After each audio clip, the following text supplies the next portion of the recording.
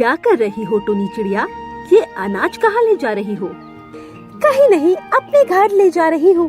तुम बताओ, तुम कहाँ जा रही हो? अरे मैं तो जंगल घूमने के लिए निकली थी। सर्दियों का मौसम आने वाला है तो आजकल हवाएं बहुत ही अच्छी चलती है।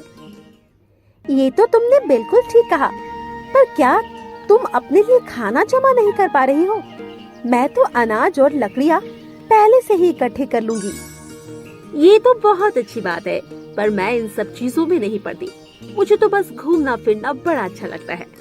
ठीक है, जैसी तुम्हारी इच्छा, मैं तो चली। और ये कहकर टुनी चिड़िया वहाँ से आ गई।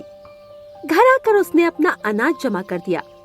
वो काफी दिनों पहले से ही अनाज और लकड़ियाँ इकट्ठा कर रही थी, इसीलिए उसने अपने घर को भी डबल मंजिल बनाया हुआ था। उसे पता था सर्दियों में काफी ज्यादा दिक्कत होती है, क्योंकि बर्फ पड़ने की वजह से अनाज की कमी हो जाती है। वहीं जंगल में कुछ पंछी थे जो अनाज लाने में लगे हुए थे।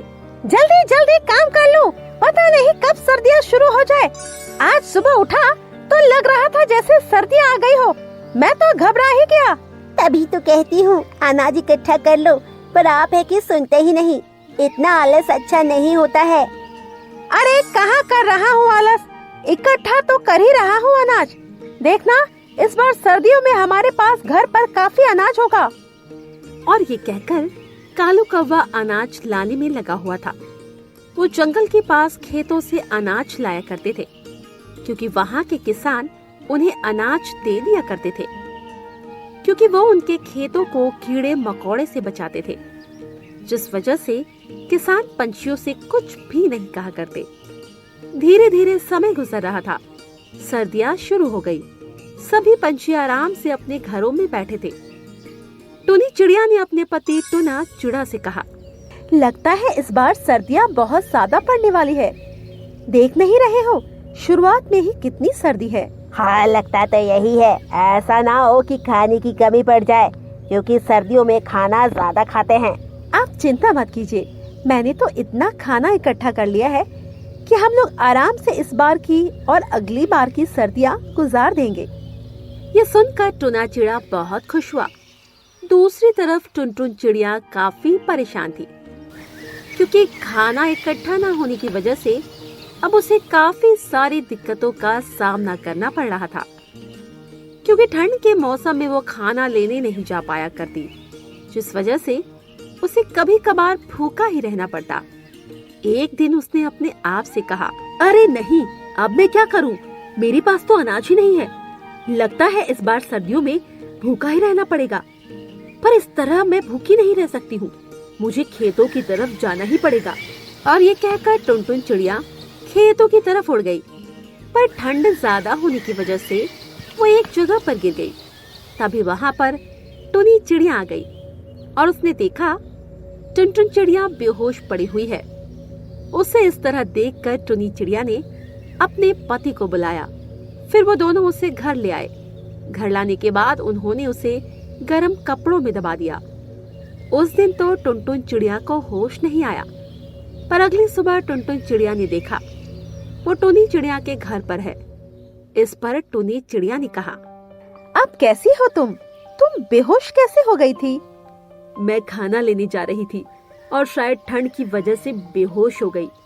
मैंने तो तुमसे पहले ही कहा था अनाज इकट्ठा कर लो, पर तुमने तो मेरी बात ही नहीं मानी। अब मैं क्या करूं? मुझे तो कुछ समझ में नहीं आ रहा है। अगर ऐसा ही रहा तो मैं भूखी मर जाऊंगी। आलस के चक्कर में मैंने अनाज इकट्ठा नहीं कर पाया। ये सुनकर टुनी चिड़िया कुछ सोच में पड़ गई। उसने टुनटुन चिड़िया से कहा, कोई बात नहीं, तुम मेरे घर से अनाज ले जाओ। जब तक ठंड ज्यादा पड़ रही है तब तक, और जब ठंड हल्की हो जाए तो तुम अपना अनाज इकट्ठा कर लेना। तुम्हारा बहुत बहुत धन्यवाद।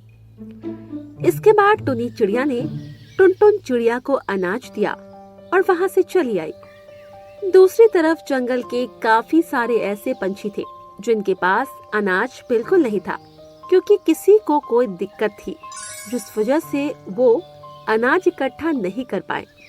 और अब सभी के सामने ये दिक्कत थी कि आखिर वो सर्दियों का गुजारा किस प्रकार कर सके, क्योंकि जंगल में कई सारे पंछियों के पास तो बहुत सारा अनाज था, वह किसी के पास बिल्कुल भी नहीं। एक बार सभा बुलाई गई।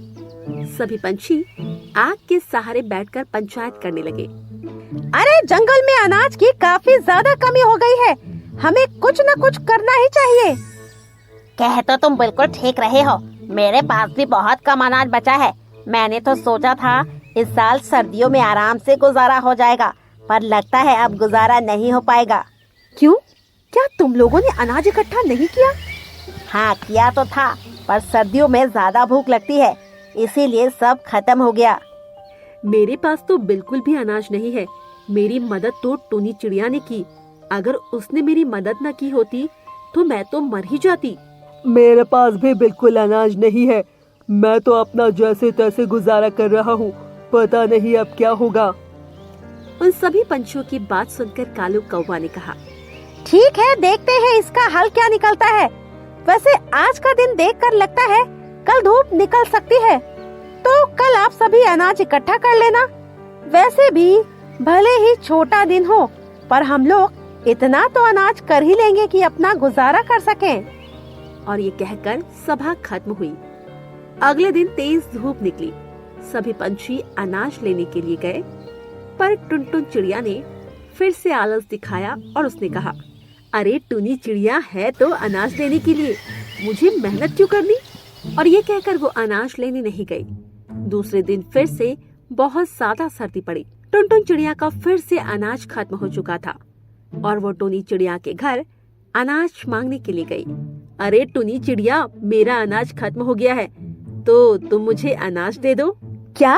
पर कल तो धूप निकली थी, तुम अनाज लेने क्यों नहीं गई? अरे कल मेरी तबीयत खराब थी, इस वजह से। तुम झूठ क्यों बोल रही हो? मैंने तो तुम्हें जंगल घूमते हुए देखा। ये कहो ना, तुमने फिर से आलस दिखाया है। अब की बार मैं तुम्हारी मदद नहीं करने वाली, समझी तुम? ये सुनकर टुनटुन चिड़िया बहुत ही दुखी हुई और वहाँ से चुपचाप आ गई। धीरे धीरे समय गुजर रहा था, सभी का अनाज खत्म हो जाएगा। वहीं टुनटुन चिड़िया भी बहुत ज्यादा परेशान थी। सभी पंछियों की फिर से पंचायत हुई। इस पर कालू कौवा ने कहा, अब एक ही रास्ता बचा है। जिन पंछियों के पास बहुत ज्यादा अनाज है, उन्हें दूसरे पक्षियों की मदद करनी चाहिए। पर इस तरह तो हमारा अनाज सब खत्म हो जाएगा। मुझे पता है, पर अगर हम मदद करेंगे तो शायद हमारी मदद भगवान कर दे। वैसे भी कभी कभार तो धूप निकल ही जाती है। अगर हमने अपने साथियों की मदद नहीं की तो वो मर जाएंगे। ये सुनकर टुनी चिड़िया और बाकी पंछी भी कालू कौवा की बात से सहमत हो गए। फिर सारे पंछियों ने एक जगह पर सारा अनाज इकट्ठा किया। जिनके पास बिल्कुल भी अनाज नहीं था, कालू कौवा ने उन्हें अनाज दिया। वहीं टुनटुन चिड़िया को भी अनाज मिला। इस पर टुनटुन चिड़िया से टुनी चिड़िया ने कहा, इस बार तो तुम्हें अनाज मिल रहा है, पर अगर तुमने आगे से आलस दिखाया तो तुम्हें अनाज नहीं दिया जाएगा। नहीं नहीं, मैं आगे से कभी भी आलस नहीं दिखाऊंगी, क्योंकि मुझे पता लग गया है आलस से अपना ही नुकसान होता है। इसके बाद सभी पंछी बहुत खुश हुए, क्योंकि एक दूसरे की मदद से अब सभी पक्षियों के पास अनाज था और अब सभी पक्षी आराम से सर्दियां गुजार रहे थे। तो दोस्तों, हमें इस कहानी से यही सीख मिलती है कि हमें हमेशा एक दूसरे की मदद करनी चाहिए। वही हमें कभी भी अपने काम में आलस नहीं दिखाना चाहिए।